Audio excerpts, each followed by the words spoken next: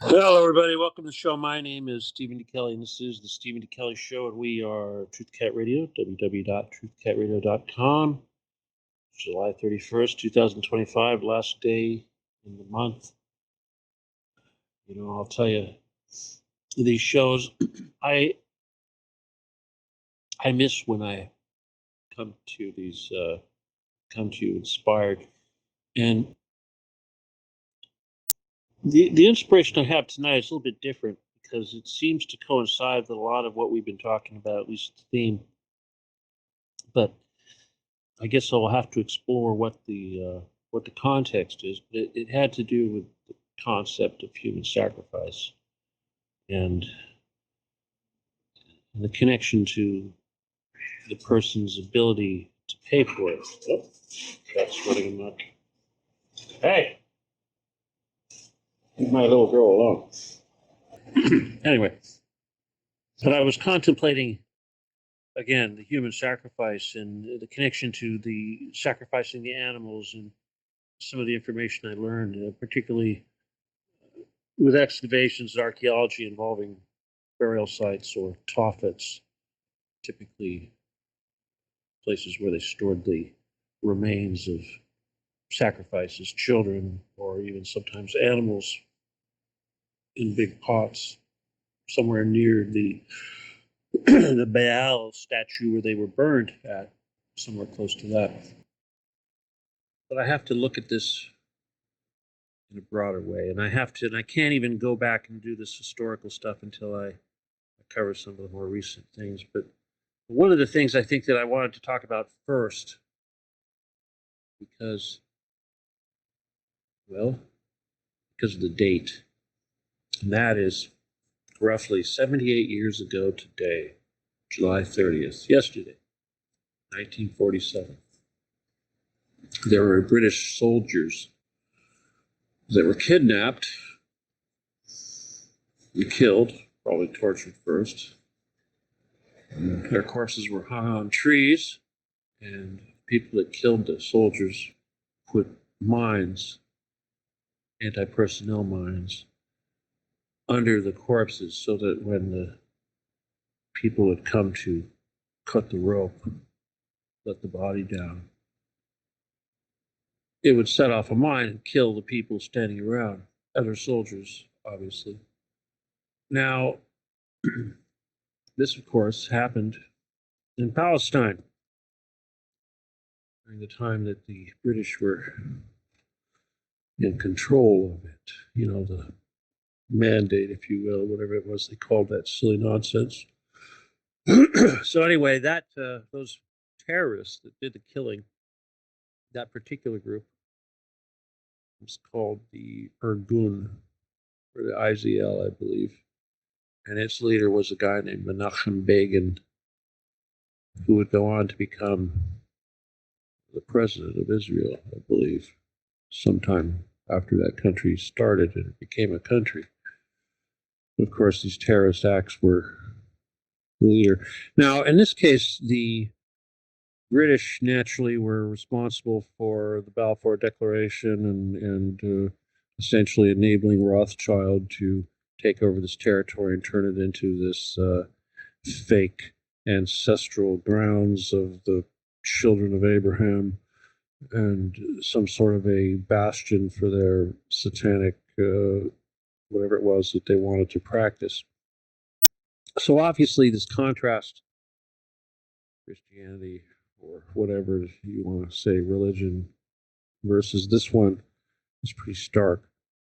And before I move on, there's a couple other things that happened, I think, that really cement this.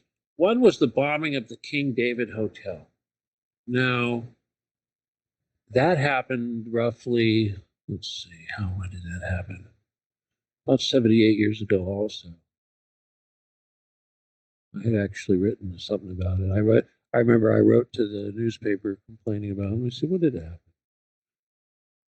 Oh, here we go. No, that's not it. Anyway, the point is that that same gang that hung those British soldiers also bombed the King David Hotel, which was sort of like the de facto headquarters for the British occupation forces, or the people that were administering the territory of the British, government over there in Palestine. And let's just talk about this bombing. What they did, what this gang did, the Irgun, the Menahem Begin boys. There was another gang called the Stern Gang. They both operated the same, but this one also did the Camp David thing. Anyway, they put explosives in milk jugs, like these big aluminum canisters that they put milk in, dairy thing. And they were delivering these, they pretended to be Arabs. They dressed up like Arabs. And they delivered these milk jugs to the basement of the hotel. And I guess this was so that this was like the milk delivery for the hotel for the day. Anyway, in the process of doing this, they killed a couple of unarmed British police officers, MPs, I guess it was, in order to carry out this bombing, and they ran away. They had a shootout. And they ran away. Subsequently, the building blew up. It took out a substantial portion of the building, not the entire building, but a whole wing and everything above it. So from the basement section where it blew up, everything above it, all however many floors, 10, however many floors high it was all blown up. And I believe it was, oh gosh, I don't have the number in front of me, of course, but it was a substantial number of deaths. It was something like 78 people that died. Let's see. There we go. The King David Hotel, blown up by the Irgun. This was a thing I wrote a long, long time ago to the newspapers back before the internet. Let's see. 90 people died in that explosion, including many Jewish women and 2 unarmed policemen that were machine gunned. The Jewish women, of course, were working there as secretaries and what have you. The ISL and Stern Gang would go on to kill many, many more. Anyway, this was back. I wrote this back during when I was working with the NSA, with the Contras, and I thought I was just appalled by the, well, hypocrisy. And there's other instances. I mean, obviously, you could go on and on and on, but one of the more important ones, I think, also happened. I think it was in September 1948. Swedish nobleman, or Danish, I guess he was. Yeah, no, he was Swedish. But he worked to gain the release of Jews, 450 Danish Jews and 30,550 others from concentration camps in Czechoslovakia in the closing weeks of World War II. But he also thought that he could help Palestinians and Jews resolve their differences as a UN mediator. Wow. How many UN personnel have been killed over there? Gosh, I can think of one that got blown up in Iraq here recently. What a superstar he was. But this was in 1948. This guy's name was Bernadotte, Folk Bernadotte. But these guys, these Jews guys, these Zionists, the Stern Gang bastards, they were so afraid that there would actually be a peace, that this guy would actually obtain some sort of peace. So they killed him. They shot him. They ambushed his motorcade. They killed him along with the French colonel that was accompanied him. Shot up his motorcade. You'd think when things like this would happen, that countries would get a clue that these people doing this shit are not the friends of your country. Kind of like when the USS Liberty was attacked and unsuccessfully sank, attempted to be sunk by Israel,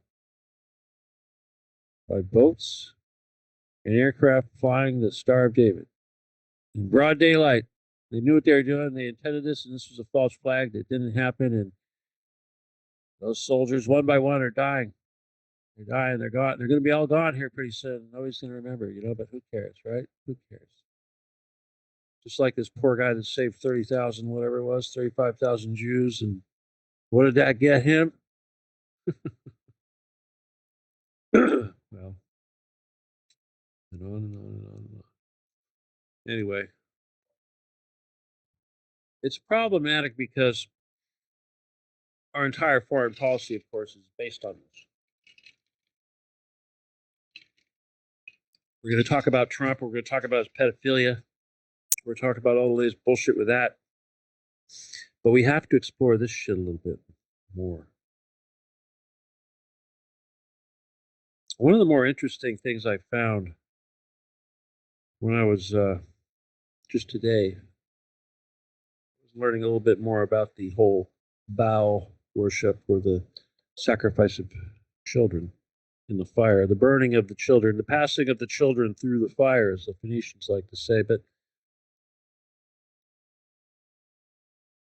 the thing that got to me was a couple things: the cost of it, but the other thing was the various deities. I know Melkort's the one they don't like to talk about. They talk about a few others, but there's one. I got to get this right. Tiamat. Gosh, I probably won't get that right. Tiamat. Yeah, I don't have it in front of me, so I don't know. But the point is that I thought, wow, where have I seen this before? And I remembered I've seen it in Ukraine. I've seen it in some of the pagan crap that goes on in Ukraine.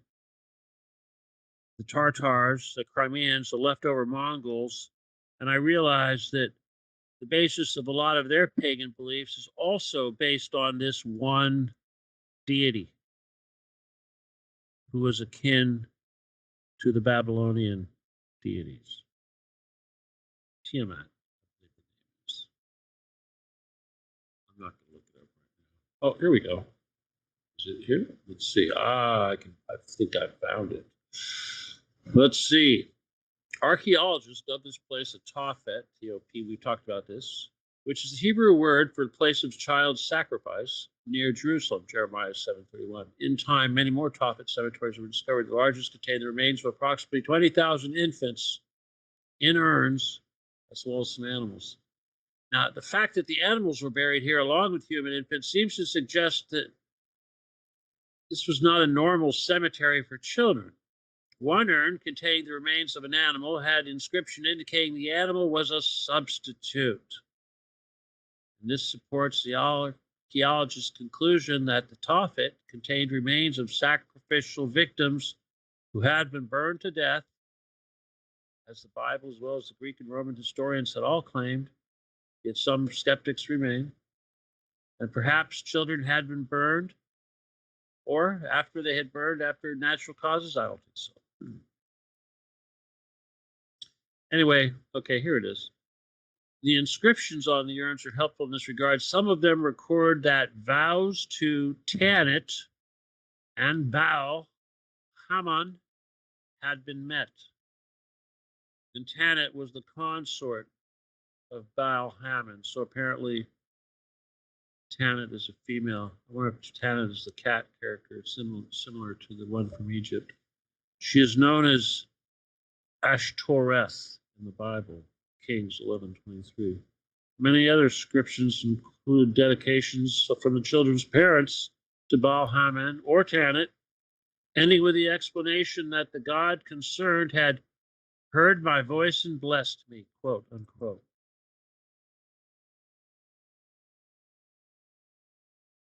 So here's the thing. Whatever you want to call these things, they did burn their children, alive or otherwise. I'm thinking they probably burned them alive because obviously the adrenaline and the terror and everything else was probably key to the whole ritual. But why an animal? Why would an animal be buried in the same place? Probably because not everybody had enough children, had any children, or could afford to murder their own children.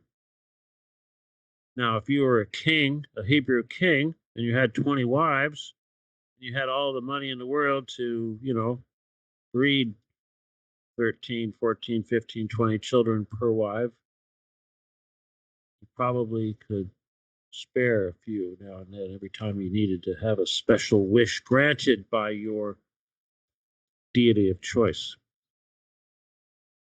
Anyway, that is the basis of what these guys have been doing, not just before Jesus, not just after Abraham, but farther, much farther, as far back as 6000 BC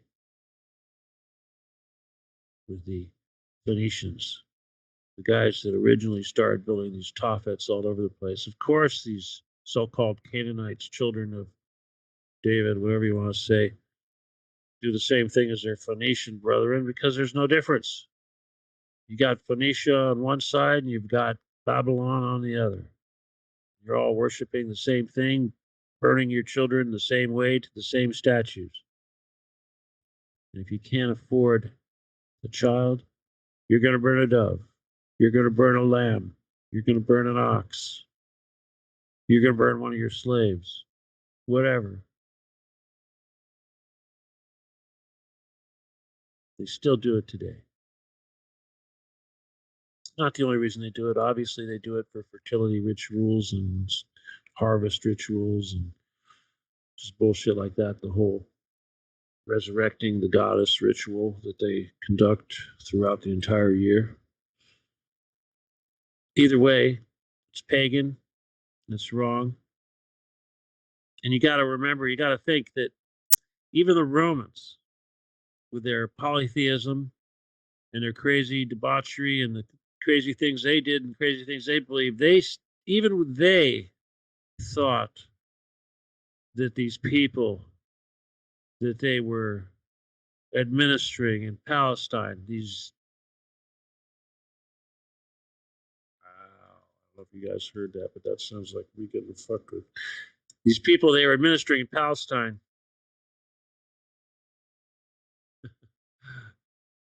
were worse than them in the standpoint that they had crazy ass rituals, crazy superstitions. If you could say anything to describe what it is they do, it's superstitions. Even the Romans, with their pantheon of deities, thought these weirdos in Palestine were even weirder than them. And they are today.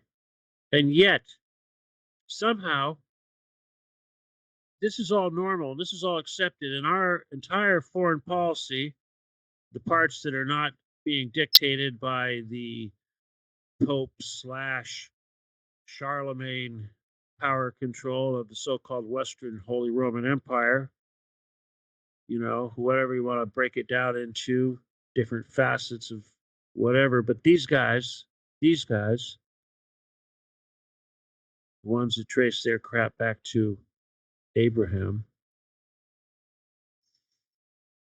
they seem to think, and they've seemed to convince all of you that all their mythological stories and bullshit are somehow coming from God. Somehow coming from God. Seriously, people. Now, I have no respect for Abraham because I know how to read. That's right. I know how to actually read words in a book and do this other thing that's real important. It's called comprehension. I comprehend. That means I actually understand what I'm reading. And if I don't, I read it again until I do. And if I still don't understand it, I will research it until it makes sense. Now, most people, they don't even do that. They want someone else to tell them what it means or what it says. And even then, most of the time they're just going to lie and say they're familiar with it, they've read it, and they really don't know shit. I mean, my God, I've seen theology students who take this stuff in college, study the Bible in college, who don't even comprehend the first few chapters of Genesis. Seriously, it's that bad. Anyway, like I said, if you read Genesis, you'll see that Abraham was a pimp and his wife was a whore. There's all kinds of stuff they don't talk about, like the origin of the lamb, which of course, or not the lamb, but the calf, the golden calf. You guys understand that the whole idea of the golden calf is it's a sex object, right? Just like this Tanit character that they're talking about. What is Tanit? Is Tanit the golden calf? Is Tanit the goddess that turned herself into a real hot looking sexy calf so that when Baal or whoever it was woke up from his slumber, he'd see this calf and immediately get an erection and want to have sex with it? She wanted him so bad that's how she tricked him into having sex, turned herself into a calf.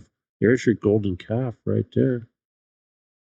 Why do they make the golden calf? I don't know, because they think that somehow the golden calf or the image of the golden calf is going to please their deity. Why?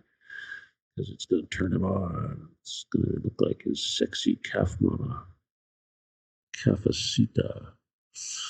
Anyway, sick puppies. I look at Abraham and I look at him killing his son on a tophet. A simple tophet, stacked up rocks, table of rocks.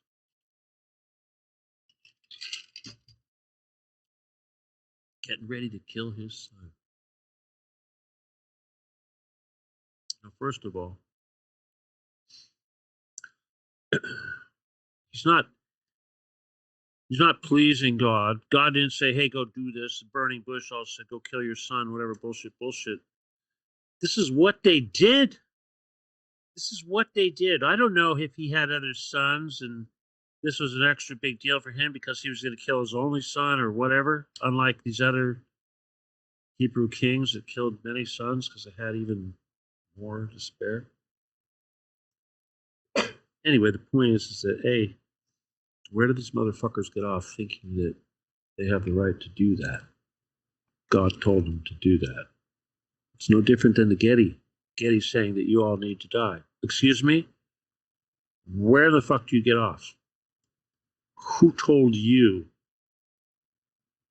that you get to do that? Now, when I see Abraham standing over Isaac, I guess it was, getting ready to kill him, there's a lot of thoughts that come to my head. Not the least of which that this is satanic.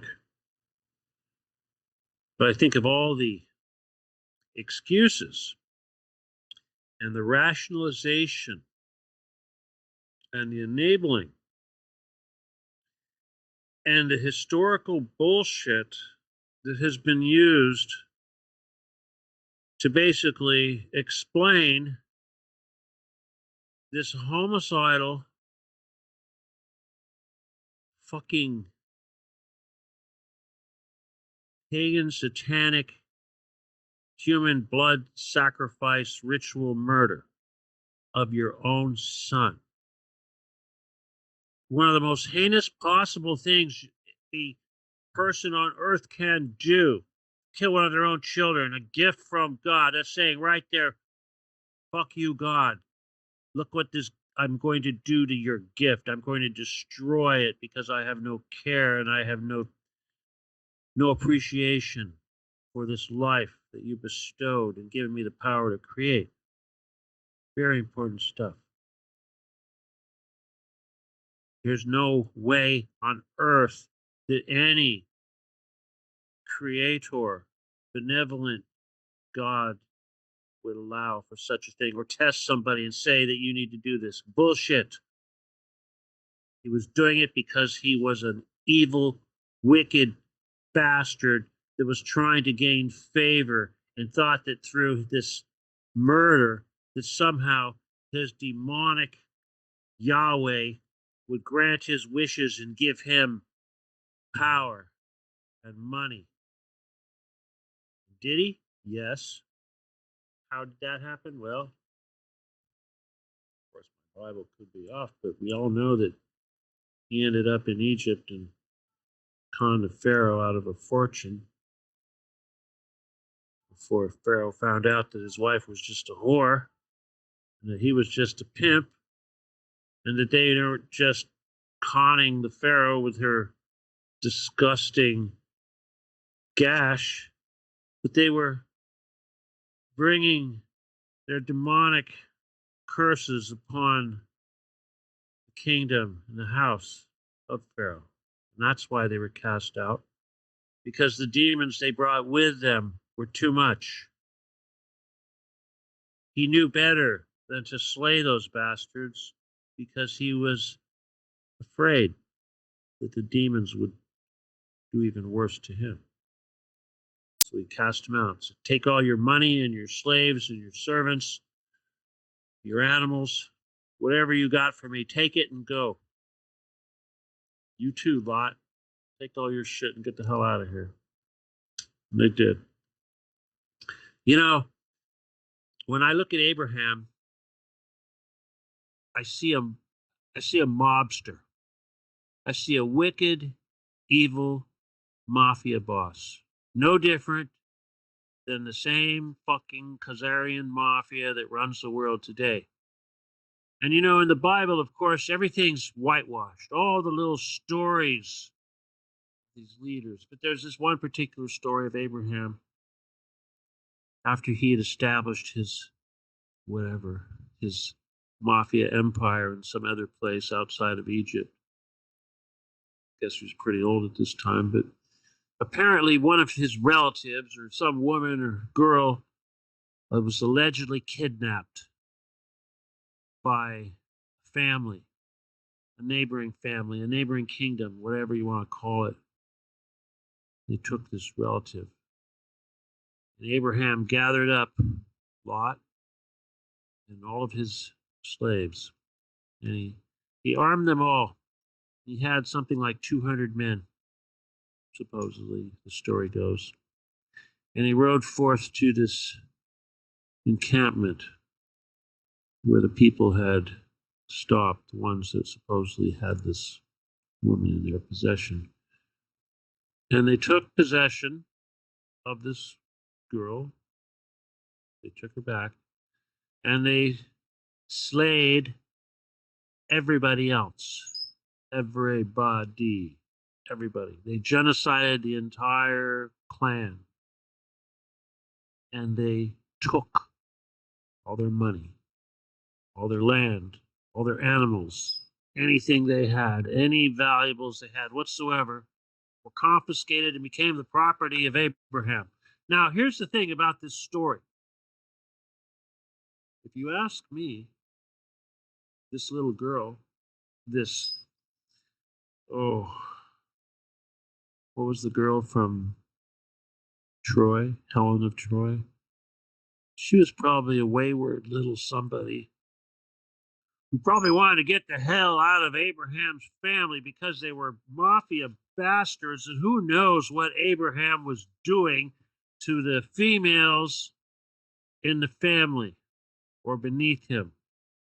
And I'm going to go out on a limb and suggest that there's a possibility this little girl ran away and perhaps even fell in love with somebody that helped her run away. And she wasn't kidnapped, but she escaped.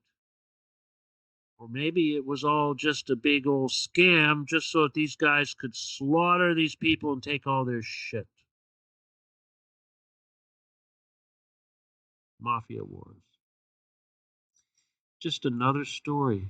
Just another story. I could go on and on telling stories about how these fuckers think it's okay to kill when they say God told them to do it. And yet, we eat this shit up. And yet, we have people in our government, our Congress, elected leaders that think this shit is somehow something we should follow and something that we should use in our politics.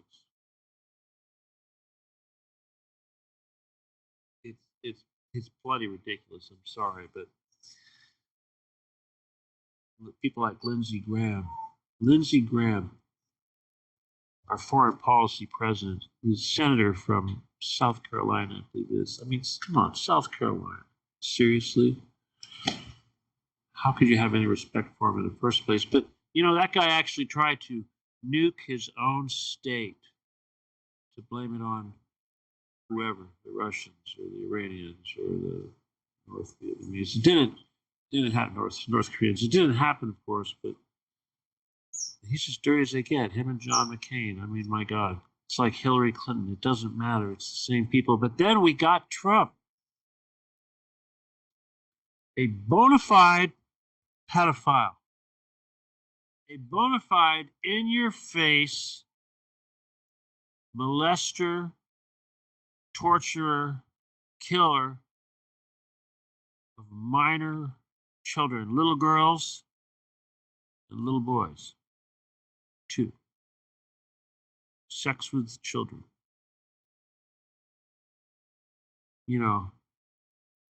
I don't have a problem coming out and saying that Trump has a little cock. I think it should be self-evident by now, but his ego is such that I think it's probably important to make an issue out of that. But the thing is that they're just not hiding it. They're just not hiding it. He wants to pardon Ghislaine Maxwell. Pardon her. Another pedophile. A woman that is admitted to luring little girls, luring children, being part of it, having a submarine license so she could smuggle them onto the island. Someone that is blood Mossad. Just like Jeffrey Epstein, just like all of them. But we can't say this. He's going to give her... He's actually going to let this bitch talk to Congress. I mean, I think Congress said no. Even that Mike Johnson, piddly-ass pussy, Mike Johnson, Speaker of the House, says, what did he say? He said, I'd have to have a real second look at pardoning Ghislaine Maxwell. Some stupid thing like that. I mean, it's like he'd be concerned. He'd be concerned if she got a pardon. It doesn't even matter. He wants to pardon Diddy, another fucking sexual deviant scum, pervert, blackmailer, human trafficker. Take your pick. Satanic, whatever. Everything they do when they prosecute these people is sweeping all the reality, the Masonic, satanic, Mossad shit under the rug. And what do we get? We get nothing. And we're supposed to be happy. And they do it right in front of your face, and nobody says shit. Nobody says shit. Of course, it's not going away, and hopefully you guys will get angry. If you're not angry, there's something wrong. And obviously, every time we do a show, the purpose is to get you angry. He wants to pardon Diddy. It's not just pardoning people. It's what he does to fuck with people. Like Massey, the only guy who's not taking money from Israel. He wants to take him out. He wants to take that guy out. And every country now that's getting ready to recognize Palestine, at least they say they're getting recognized Palestine, but not now, sometime a few months from now, when there's nothing left, when all those people have starved to death like they're doing right now. The worst genocide since World War II happening right now, and Trump is promoting it, paying for it, and attacking anybody that questions it. Every other country, every person is attacking. He did something else here. You know what he did that's just absolutely incredible? What more proof do you need to know that Trump is an absolute corrupt criminal than the fact that he is opposing a law that's coming up for a vote in Congress that basically says there will be no more insider stock trading by members of Congress That's the House of Representatives and the Senate, as well as the president and the vice president. Now, think about that for a second. Trump's freaking out. Here you are. You have the power to completely fuck with the market. You can cause it to go up. You can cause it to go down. And yet, you're going to complain when someone says, hey, that's insider trading. Hey, that's illegal. Hey, maybe you, while you're making those strategic decisions that affect the market, you shouldn't be playing the market. That's kind of like a baseball player betting on a game that he's going to win or lose. Somehow it's okay for Congress. I mean, it's like, hello, Nancy Pelosi, multi-millionaire from stock trading, all insider trading. But she says, oh, it wasn't me. It was my husband. Of course, she's Jewish. Of course, her husband is Jewish. George Trump is too. But it's just a fact. I'm sure it has nothing to do with any of this criminal behavior. But it's ridiculous.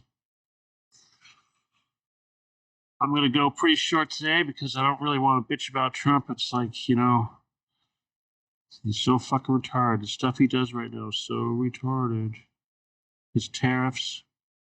Well, I'll tell you this. I'm afraid to say. He's affecting me directly now. He's affecting my Social Security. That's right.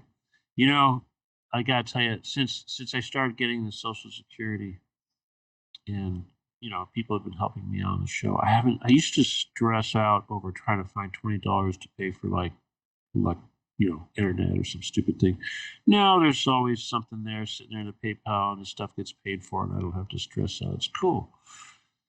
And then when the Social Security kicked in, I thought, wow, if people don't donate, I'm covered. I'm okay.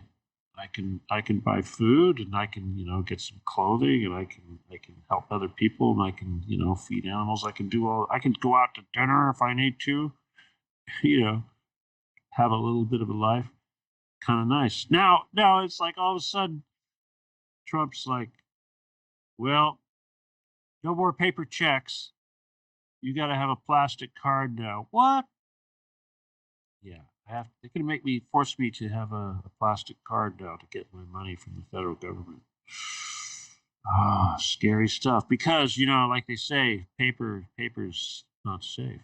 You think I trust that damn plastic? You think I trust some computer puncher? No, seriously. And, you know, I'll tell you, wow, somebody's not liking me tonight. Interesting how the computer starts making those funny noises. Anyway, it sucks. So yeah. So there's no more paper. It's all gonna go through a bank now. The federal government is sending all the federal payments to a commercial bank. It's actually called Commercial Bank, and you have to get their plastic in order to get your stuff. So now I have to go down to Social Security. It sucks. And then of course Scott Bassett or whoever it is, Trump's whatever person, wants to privatize Social Security. Of course, apparently they're backing off from that. But oh, thank you very much. You know, you stole all this money all these years ago, and now you're struggling to give it back, and you're setting terms and conditions for how it's going to come back, and you're going to put it in a place where I'm going to have to spend extra money just to get it. It cost me $8 to cash the check. How much is it going to cost me to convert that crap on the plastic card back into whatever?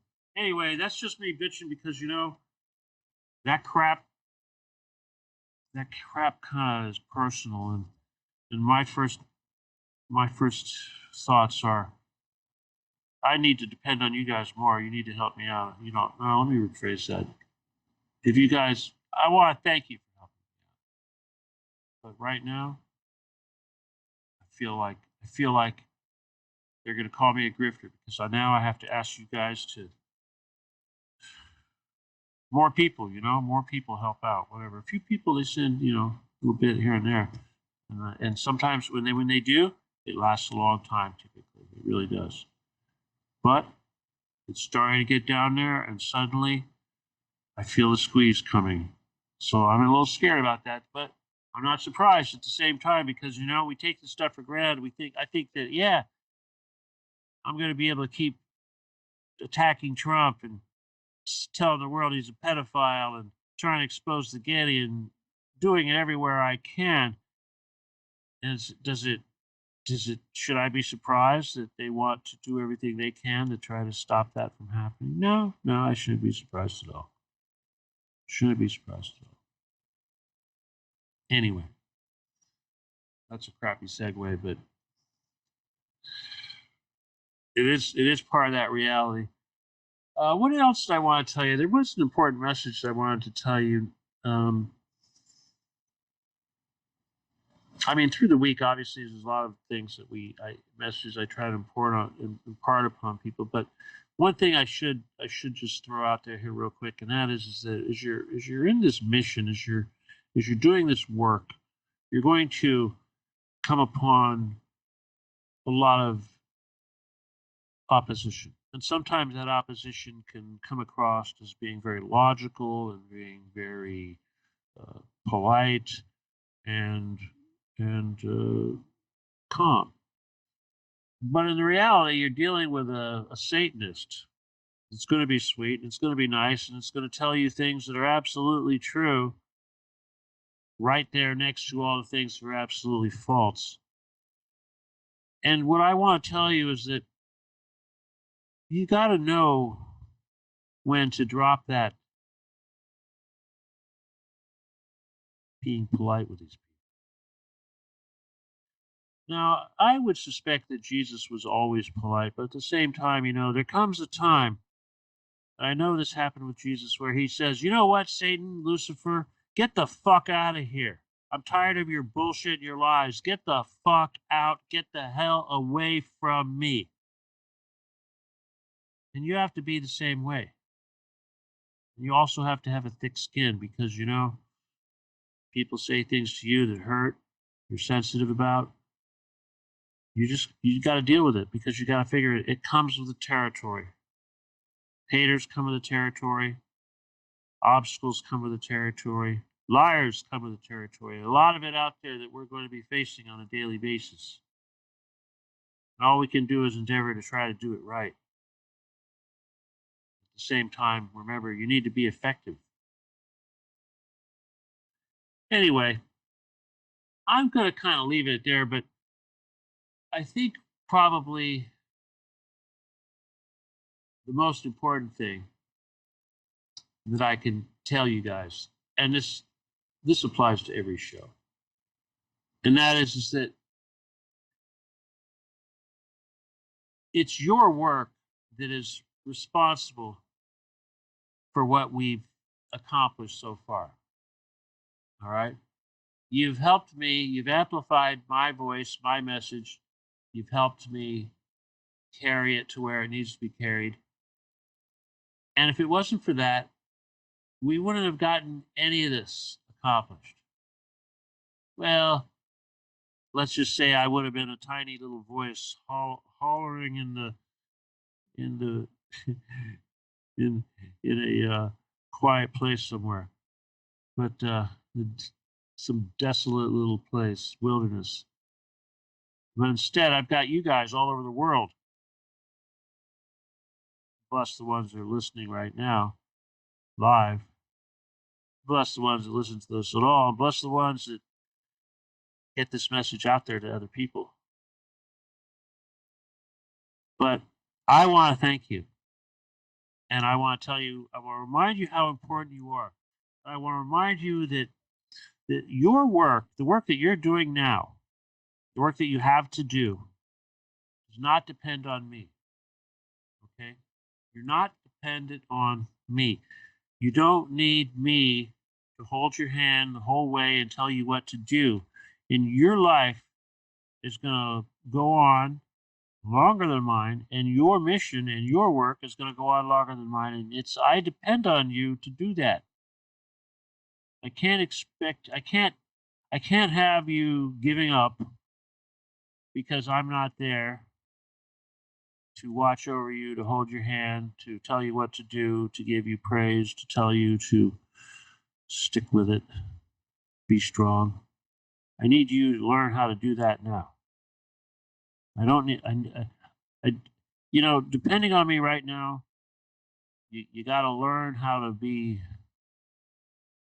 your own master, obviously. And I don't mean it like that. I mean, what I mean is that, again, you know what you need to do, you know what you are capable of, and you know what is standing between you and what you need to do. So you're the only one that can really determine whether or not you're doing what you should be doing. Okay? It's not my job. As far as I'm concerned, you guys are all doing great. You're all perfect. It's all working really good. They're getting nervous. You know, mathematically speaking, it's going to take a while for us to get to where we're going. It's like, imagine we're trying to genocide 250 million Draco, and there's only however many thousand of us Jedi, and however many, you know, workers that we have behind us, Pleiadians, spirits, guides, etc., ancestors. But you don't think that we're going to be able to take out all those 250 million bad guys in a short period of time. It's a little bit of work, okay? And I know those of you that are fighting with me every night, you know what I'm talking about. It's like every night. It's so thick every night. It's the same thing over and over every night right now. That's what's going on. So that's two different worlds, okay? We've got this world that we're working so hard to expose the truth and to try to show people what we can do and what our alternatives are. And then we've got this battle that's raging in the astral. It takes its toll, and it's certainly a big responsibility, but all we can do is do it, and hopefully more people will join, and we'll get it done sooner. But I'll tell you, you don't need any more motivation than just to remember all the children that are dying every day. You don't need any more motivation than just look at Gaza. It's so bad. You can see it in front of your face. You see the enemy. You see the human manifestation of the enemy right in front of your face. You see what they do. You know who they emulate, and we know how to solve it. We have the tools. We have the power. We just have to do it. We have to wake the fuck up and stop falling for the bullshit. Like, thinking somehow Abraham is a righteous figure that should be determining the foreign policy of the United States. Are you fucking kidding me? Hello? Trump's a fucking pedophile. Get these fucking satanic pedophiles out of there. All of them. Start fresh. How do we do that? We occupy the gate. All right, everybody. Like I said, I do need your help. If you can, please. PayPal is +17. I'm sorry. Stephen Kelly 714 at yahoo.com. Okay, friend or family only.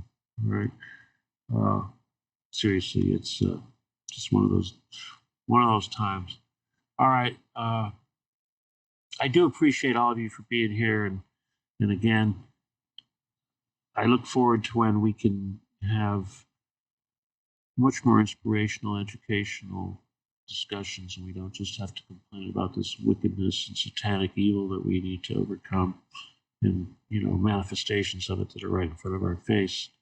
It's like it would be something when we can look forward to doing things that actually elevate us instead of depress us. Wow, I'm looking forward to it. But hey, it's a tough time now. Okay, we're in the middle of it. We're in the thick of the fight, so no time to be weak. Just keep moving forward, nice and steady. Don't let your emotions bother you, get in the way. Have thick skin. Endeavor to persevere. Okay? All right, please join me in Telegram on the page, which of course is the Occupy the Getty / Stephen D. Kelly page. Very, very important. If you want to email me, and I please hope that you do, it's law17gun@aol.com. Okay? And if you're not working at this stuff, work harder. And if you're working, work harder. Work harder. Please, please, please. That's all I can say. Anyway, and of course, the PayPal is StephenKelly714@yahoo.com. Okay. All right. Thank you so much. I look forward to seeing you all next week. And gosh, God willing, wonderful things will happen between now and then. Okay. All right. Love you all. Thank you for your work. Good night. God bless. Adios. And goodbye.